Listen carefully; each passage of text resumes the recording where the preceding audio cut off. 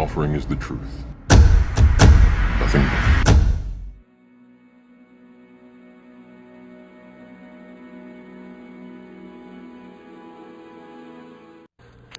Individuality, the trademark of any artist, designer, or architect.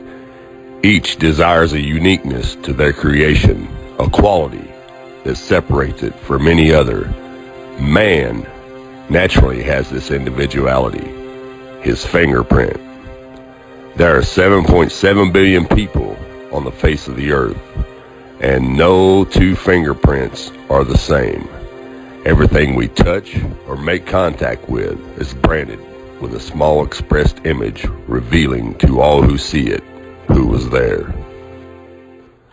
Around 1200 AD, a man named Leonardo Pisano, better known as Fibonacci, who was a famous mathematician from the Republic of Pisa, considered to be the most talented mathematician of the Middle Ages, Pisano discovered a sequence of numbers that created a very interesting pattern. The sequence begins with the numbers 1, 1, 2, 3, 5, 8, 13, 21, 34, and continues indefinitely.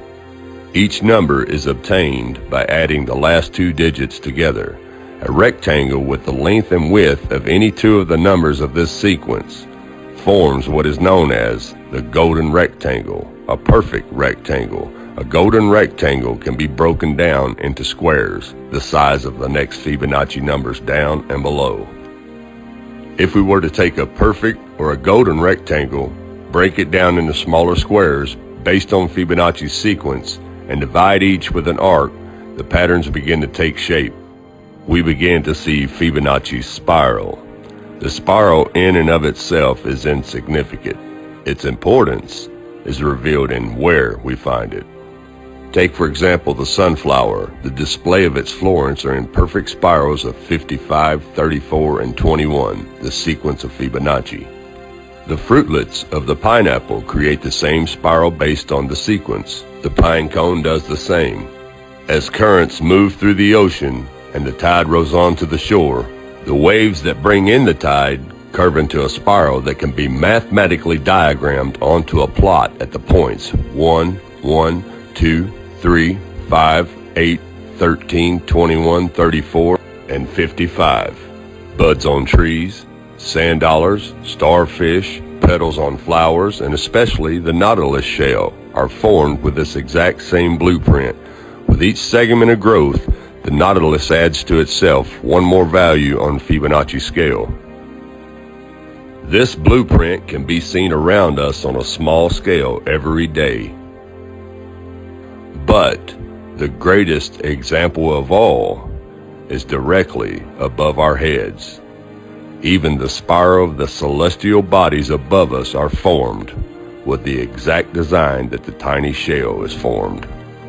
This sequence or blueprint appears to be the trademark of a designer, a proof of a creator, something left behind, indicating the one who was there, a fingerprint. As we scan our universe, from the tiny flower to the celestial bodies above, we see the fingerprint of God. Now this mathematical sequence was discovered in 1100 AD, and it's been hidden from us. They do not teach you this in public school. Now I'm going to switch the camera around and show you how this works really quick. Okay, we start the sequence out with a simple rectangle, and then we make smaller rectangles within that rectangle. Okay, now here's the sequence. 1 plus 1 equals 2. 1 plus 2 equals 3. 2 plus 3 equals 5. 3 plus 5 equals 8. And the sequence can just continue on indefinitely. There's no end to it. We can just keep adding to it, and it just keeps growing larger and larger. 8 and 13 is 21. And you start your spiral going from the first number outward, and that is the Fibonacci sequence. And this simple little mathematical sequence proves that there's a creator. And there's a reason why the government would not allow this, well actually not allow it, they won't fund this sequence to be taught in public schools.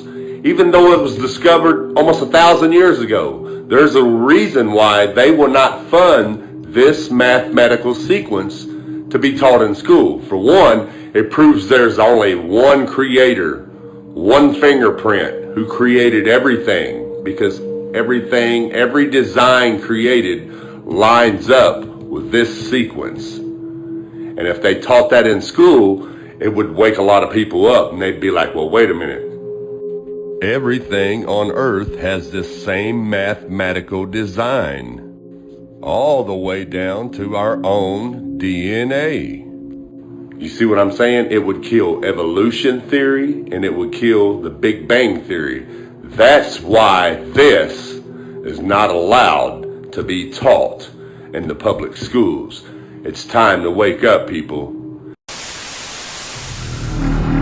All I'm offering is the truth.